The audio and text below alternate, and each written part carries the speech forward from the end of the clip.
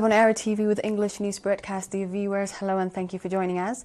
Reporting our domestic and international news for Friday the 31st of January from our headquarters in Asmara is Heaven Johannes, your news anchor for this session. Let's begin with the major headlines. Congress of the Eritrean Public Health Association. Commemoration of the Fenkil operation.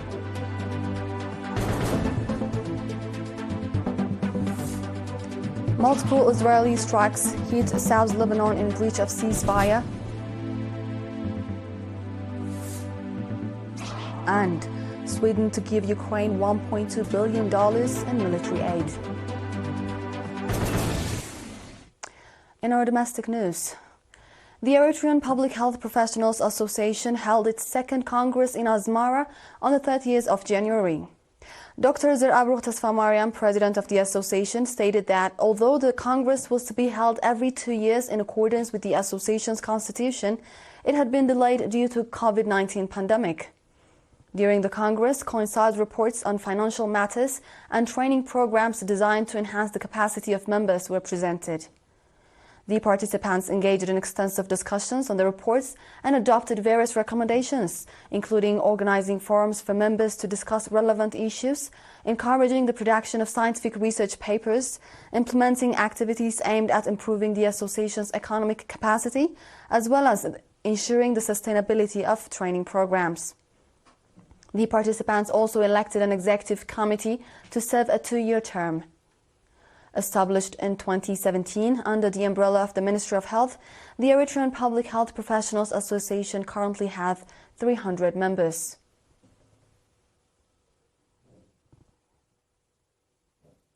In another news, Ms. Zainab Umar, chairperson of the Holidays Coordinating Committee in the Northern Red Sea region, announced that the 35th anniversary of the Fenkil operation will be commemorated from the 7th to the 9th of February under the theme Fenkil, the Right Choice. Ms. Zainab noted that the event will feature a variety of activities, including sports competitions, general knowledge contests, the Fenkil Awards ceremony, seminars, and community gatherings. She also highlighted that the commemoration will include displays by members of the defense forces, exhibitions of innovation and creativity by secondary school students, street cultural shows, and a seminar on the history of marine transportation by the EPLF and conflict resolution strategies. Additionally, a tour to the nearby Green Island commenced on the 29th of January at an affordable price, and Ms. Zainab encouraged the public to take advantage of the opportunity. A half-marathon competition with athletes from Eritrea, Kenya, Tanzania, Uganda and South Sudan participating will also be part of the celebrations.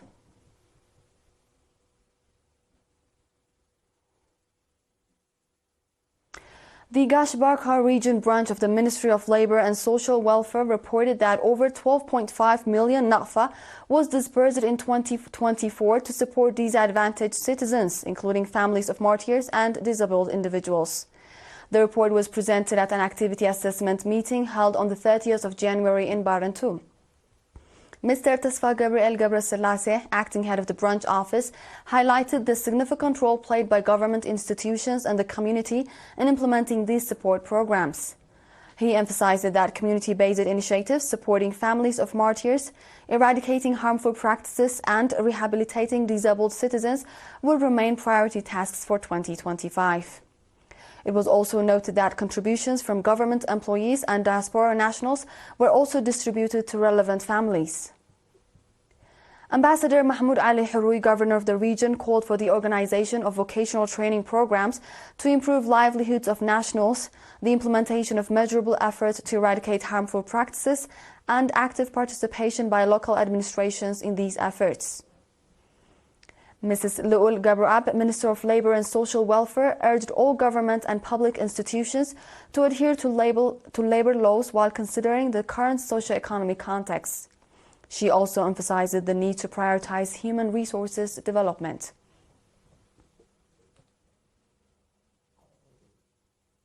Do stay tuned, dear viewers, for we'll be back with the international news after the short break.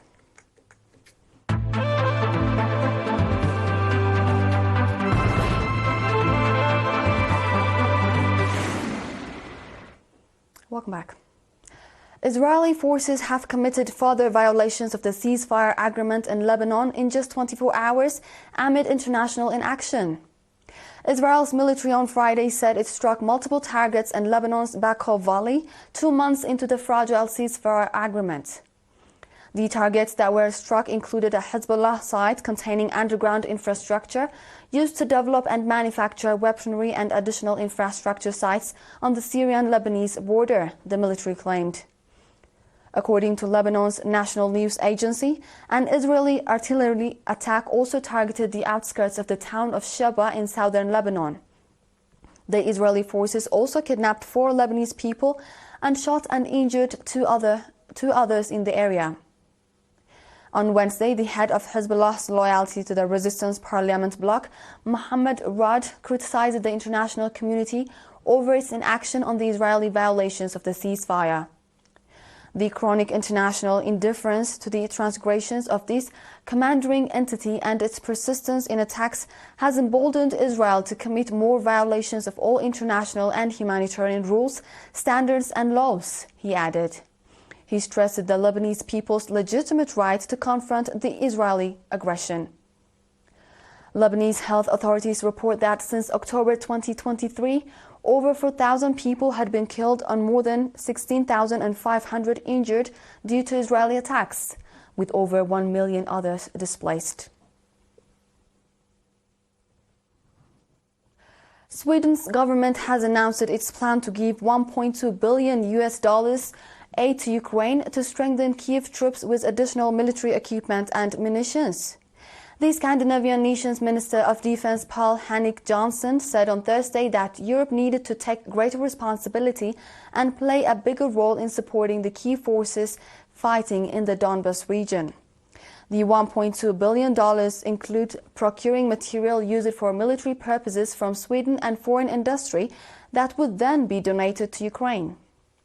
Sweden's military aid to Ukraine also included donations worth $300 million from the Swedish armed forces, including 16 of Sweden's combat boat 90, doubling the amount of such boats donated to Ukraine. Sweden, which became a member of NATO in March 2024, has provided military aid to Ukraine that has totaled $5.6 billion since the war started in February 2022. The new package of military aid will be the largest to date. Military aid from the West is one of the main reasons worsening the war in Ukraine. In today's final report, Tunisian President Kais Saied announced on Thursday to extend the state of emergency imposed across the country until the end of 2025. The state of emergency in the entire country will be extended from January 30th to December 31st, 2025, said the Journal of Republic of Tunisia. Tunisian emergency law grants the authorities exceptional powers, including carrying out home arrests, banning official meetings, imposing curfews, monitoring media and press, prohibiting assemblies, as well as media censorship without permission from the judiciary. The state of emergency in Tunisia was first declared on November 2015 following a bomb attack on a bus of the Presidential Guards, which killed 12 agents.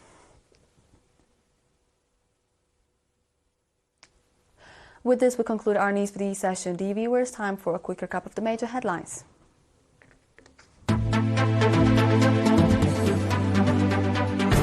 Congress of the Eritrean Public Health Professionals Association.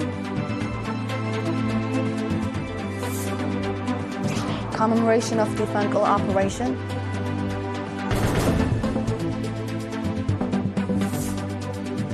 Multiple Israeli strikes hit South Lebanon in breach of ceasefire. And Sweden to give Ukraine $1.2 in military aid. This was World on ERi-TV this was World on Friday with ERi-TV English News Broadcast. Dear viewers, thank you for joining and have a good weekend.